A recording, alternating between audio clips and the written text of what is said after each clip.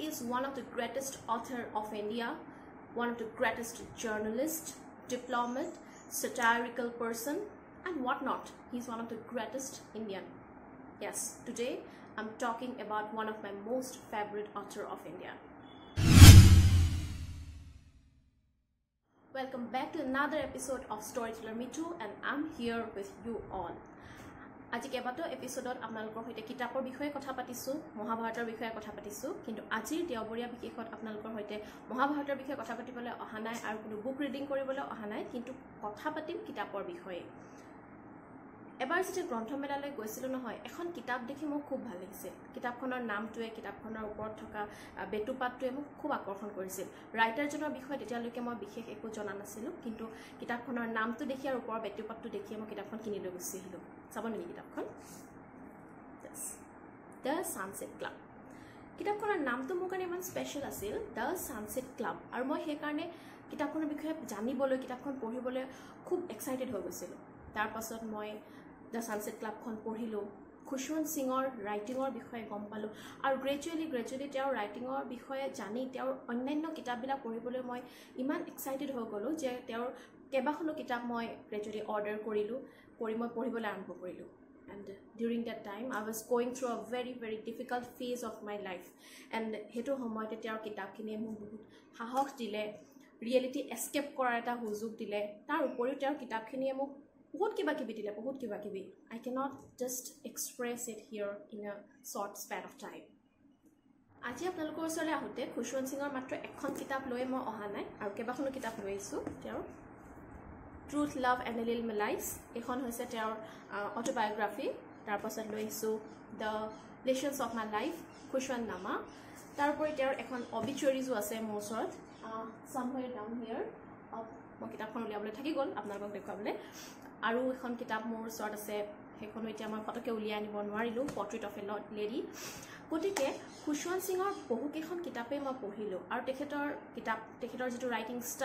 ষ্টাইলত আমি ছেটায়াৰ, চাৰ্কাজম যথেষ্ট বিচাৰি পাওঁ। আৰু 1912 চনত পাকিস্তানত খুশৱন্ত সিঙৰ জন্ম, কিন্তু তেখেত এনেকুৱা এজন ইণ্ডিয়ান যি নিজৰ জন্মদিনটো যিহেতু তেখেতে নাজানে, গতিকে 15 আগষ্ট যিটো ভাৰতৰ স্বাধীনতাৰ দিন, সেই দিনটোকে তেখেতে নিজৰ বাৰ্থডে বুলি ডিক্লেয়াৰ কৰে, আৰু আজিৰ দিনতো 15 আগষ্টৰ দিনটোতে খুশৱন্ত সিঙৰ বাৰ্থডে পালন কৰা হয়। পোষ্ট ইণ্ডিপেণ্ডেঞ্চ তেওঁ কমপ্লিটলি এজন দেলহি বেছড পাৰ্চন হৈছিল, কিন্তু বিফ'ৰ ইণ্ডিপেণ্ডেঞ্চ তেওঁলোকৰ বেছ আছিল কমপ্লিটলি পাকিস্তান। গতিকে তেখেতৰ যিটো ৰাইটিং ষ্টাইল বা তেখেতৰ লিখনিখিনিৰ মাজেৰে দেলহিখনক আমি কমপ্লিটলি এটা ডিফাৰেণ্ট ষ্টাইলত চাবলৈ শিকোঁ। এটলিষ্ট মই দেলহিৰ মোৰ দৃষ্টিত মই দেলহিক মানে খুশৱন্ত সিঙৰ দৃষ্টিৰে মই চাবলৈ খুব ভাল পাওঁ। তেখেতে পুৰণি দিল্লীৰ বিষয়ে যিখিনি আমাক কথা কৈ থাকে,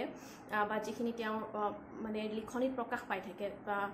মানে পোষ্ট ইণ্ডিপেণ্ডেঞ্চ এৰাৰ দেলহিৰ বিষয়ে, দেলহিখন সেইটো সময়ত কেনেকুৱা আছিল, গ্ৰেজুৱেলি দেলহিখনে কেনেকৈ এভল্ভ কৰি আজিৰ পৰ্যায়লৈ গৈছে, সেই সময়ৰ দিল্লী বেছড যিখিনি ৰাইটাৰ্ছ, অমৃতা প্ৰীতমকে আদি কৰি সেই সময়ত যিখিনি ফেমাছ ৰাইটাৰ্ছ দেলহিত বেছ হৈ আছিল, বা সেইখিনি সময়ত যিখিনি মানুহ পাকিস্তানৰ পৰা আহি পেলাই দেলহিত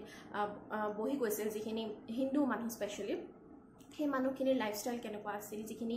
ধনী মানুহ আছিল পাকিস্তানৰ পৰা, তেওঁলোকে যিসকলে ধন টকা পইচাৰ সৈতে উঠি আহিছিল ইণ্ডিয়ালৈ, তেওঁলোকৰ কেনেকুৱা এটা অৱস্থাৰে উঠি আহিছিল, আৰু যিখিনি মানুহে তেওঁলোকৰ সমস্ত জীৱনৰ আৰ্জন পাকিস্তানতে এৰি মাত্ৰ জীৱনটো লৈ ইণ্ডিয়ালৈ ঘূৰি আহিছিল, সেই মানুহখিনিয়ে কেনেকুৱা এটা অৱস্থাৰে ইণ্ডিয়াত মানে নিজৰ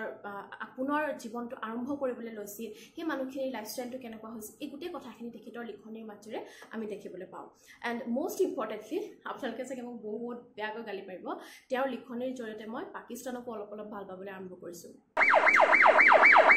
ইটছ নট লাইক মই পাকিস্তানখন ভাল পাওঁ, ন, it's not like that. Actually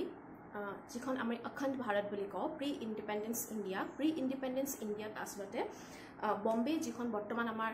cultural capital of India, সেইটো সময়ত বম্বে আমাৰ কালচাৰেল কেপিটেল নাছিল, বম্বে আছিল আমাৰ বিজনেছ কেপিটেল। ইণ্ডিয়াৰ সেইটো সময়ৰ কালচাৰেল কেপিটেল আছিল Lahore. The complete cultures were based on Lahore, গোটেইখিনি লাহোৰক বেছ কৰিয়ে ঘূৰিছিল। ভাৰতবৰ্ষৰ সংগীত হওক, ভাৰতবৰ্ষৰ আৰ্ট হওক, ভাৰতবৰ্ষৰ ডান্স হওক, everything was based on Lahore.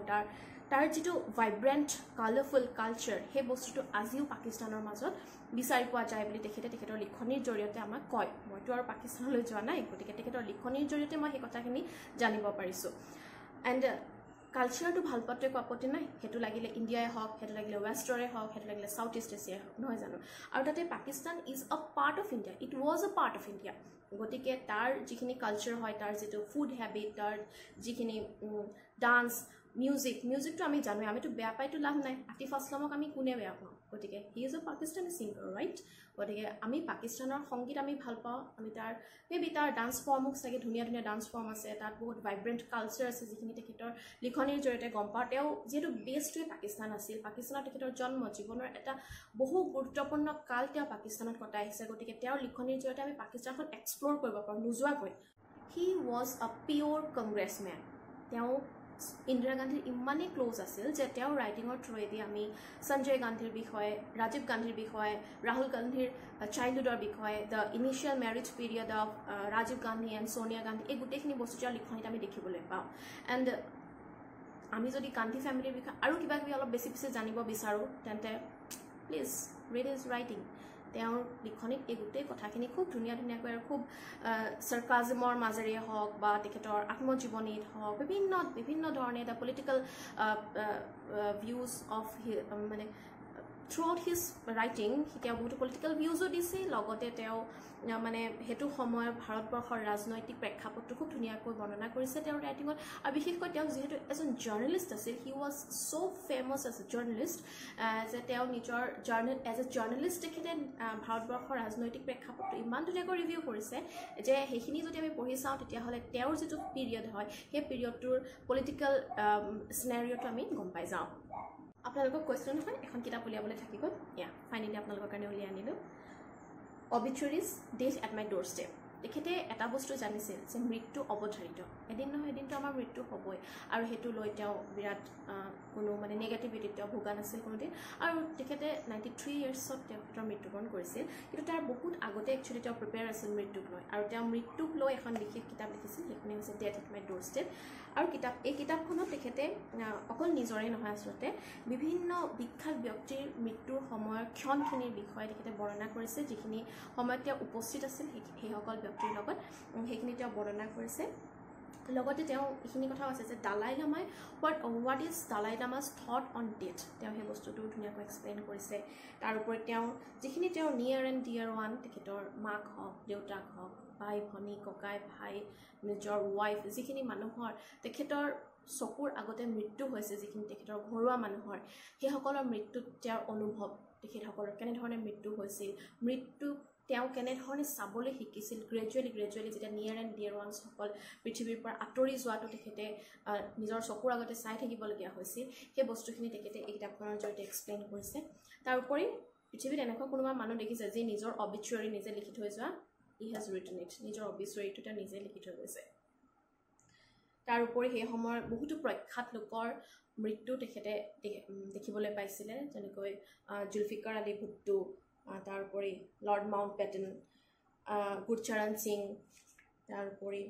আৰু বহুকেইজন ফেমাছ ৰাইটাৰৰ তেখেতে আৰ কে নাৰায়ণ এইসকল ফেমাছ ৰাইটাৰৰ তেখেতৰ জীৱনকালতে আচলতে মৃত্যু হৈছিল গতিকে আৰু এজ এ জাৰ্নেলিষ্টে সেইখিনি গোটেইখিনি তেখেত উপস্থিত আছিল সেইটো সময়ত এজ এ ফেমাছ ইণ্ডিয়ান তেখেত উপস্থিত আছিল আৰু তেখেতে মৃত্যু সম্পৰ্কে আচলতে তেখেতৰ ধাৰণা কি এই গোটেই বস্তুখিনি তেখেতে এই গ্ৰন্থখনৰ জৰিয়তে প্ৰকাশ কৰিছে আৰু আটাইতকৈ ইম্পৰ্টেণ্ট কথাটো হৈছে তেখেতে কি লিখিছে সেইটোতো ডাঙৰ কথা নহয় তেখেতৰ লিখনিৰ জৰিয়তে আমিও মৃত্যুকটো সহজভাৱে কোনেও ল'ব নোৱাৰে নহয় জানো এজন ব্যক্তিয়ে পৃথিৱীৰ পৰা সম্পূৰ্ণভাৱে একেবাৰে হেৰাই যোৱা বস্তুটো এইটো সহজভাৱে লোৱাটো সম্ভৱ নহয় কোনেও কেতিয়াও পৃথিৱীত ল'বই পৰা নাই তথাপিও তেখেতে নিজৰ লিখনিৰ মাজেৰে মৃত্যুক কেনেকৈ